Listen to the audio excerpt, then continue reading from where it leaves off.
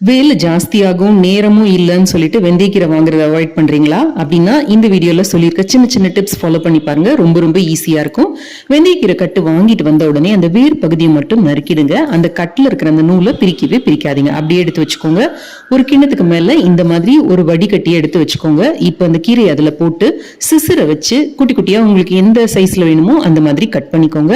So அந்த வேர் பகுதி மட்டும் இல்லாம பாக்கி இருக்கிற எல்லாத்தையும் அந்த தண்டு கூட உங்களுக்கு பிடிக்கும்னா அதையும் நீங்க இந்த மாதிரி கட் பண்ணி எடுத்துக்கலாம்.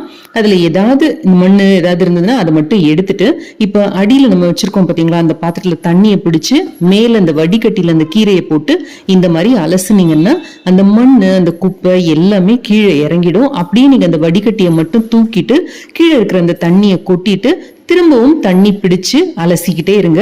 ஒரு 4-5 தடவை அலச வேண்டியிருக்கும். இந்த வெந்தயக்கீரையில கொஞ்சம் நிறைய மண் இருக்குங்கிறதுனால இந்த மாதிரி அலசி அலசி எடுத்தீங்கன்னா ரொம்ப குவிக்கா ரொம்ப ஈஸியா உங்களால வெந்தயக்கீரைய அலச முடியும். நம்ம நார்மலா பாத்திரத்துல போட்டு அலசுறப்ப கையில வச்சு மேல இருந்து எடுப்போம் பாத்தீங்களா, அரிச்சு எடுப்போம் பாத்தீங்களா, அதை விட இது உங்களுக்கு ரொம்ப ஈஸியா இருக்கும்.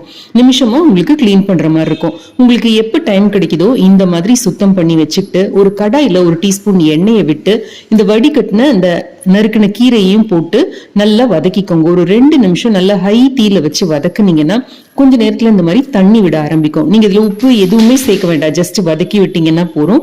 இப்போ இந்த தண்ணி எல்லாம் நல்லா வத்துற வரைக்கும் அந்த அடுப்புல வச்சு அதை வதக்கிக்கிட்டே இருங்க. ஒரு 2-3 நிமிஷத்துக்குள்ள ரொம்ப சீக்கிரம் அந்த தண்ணி வத்தி இந்த மாதிரி உங்களுக்கு கிடைக்கும்.